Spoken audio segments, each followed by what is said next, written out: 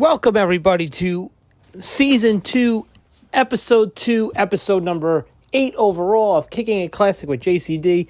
I am your host, John JCD DiMaselli. As always, we are brought to you as part of the PWP Nation Network. Check out pwpnation.com for loads of articles, editorials, news, and so much more material. Check out PWP Nation on Facebook, facebook.com/PWP Nation, and on Twitter at PWP Nation. You can check me out, John JCD DiMaselli, on Twitter at NYC1219. You can check out the show, Kicking It Classic with JCD, on Twitter at KITCWJCD, Facebook.com/Kicking It Classic with JCD. You can email us, Kicking It Classic with JCD at yahoo.com. So now that all the bills are paid, this week's episode is going to look at a show that was really centered around one match that had a boatload of uncertainty, drama, and of course, I'm talking about the main event of Money in the Bank 2011.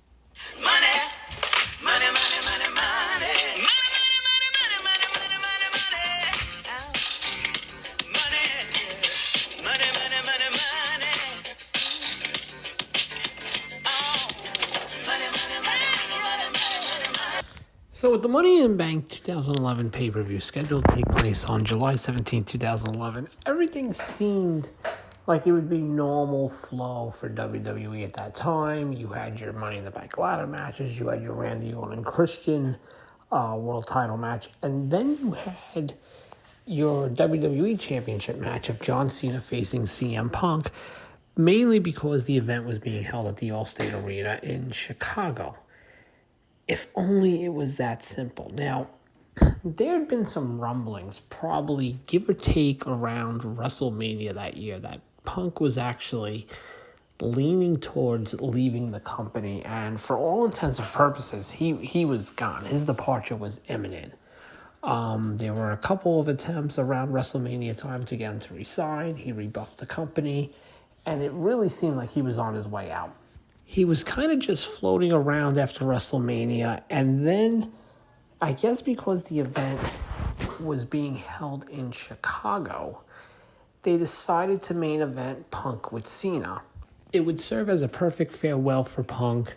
It would get them an attraction, and it would get them a storyline like, oh, what if Punk were to leave with the title? And that is exactly, after Punk became number one contender, he makes it known that his contract expires actually at midnight of the event, which is actually true. And he was going to depart the company as champion. That was the story.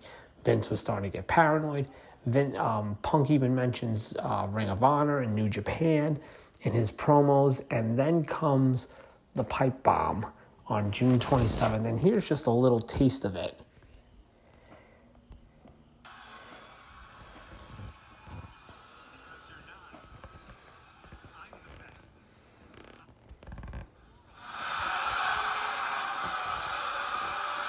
There's one thing you're better at than I am, and that's kissing Vince McMahon's ass. You're as good as kissing Vince's ass as Hulk Hogan was. I don't know if you're as good as Dwayne, though. He's a pretty good ass kisser. So the stage is set. They even did a mock negotiation on the Go Home episode of Raw. That's the show where Punk tells McMahon to apologize and, where are my WWE ice cream bars? So, and then, of course, Cena interrupts, and that's also when Punk delivers the famous line to Cena, you're no longer the underdog, you're not the Red Sox, you've become the New York Yankees. So, we're set, and Punk was still legitimately rebuffing contract offers from the company to resign. And that's as of Monday, heading into the show. So the plan is they're going into a show without Punk signing. They've booked a show with Punk unsigned. They start the show with Punk unsigned. And for all intents and purposes, the company is trying to get Punk to resign all throughout the week, all throughout the day, all throughout the beginning of the show. Now, there's been stories that there were always two endings planned. One if Punk would sign, one if Punk didn't, obviously. And I'm sure the one that if Punk didn't sign would have been the fact that Cena probably would have beat him clean and Chicago would have burned that building down. So the way the story goes is halfway through the show, something changes with Punk and Punk resigns with the company.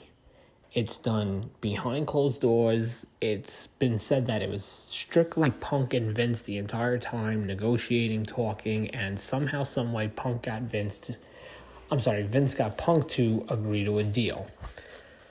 So now you've got that done.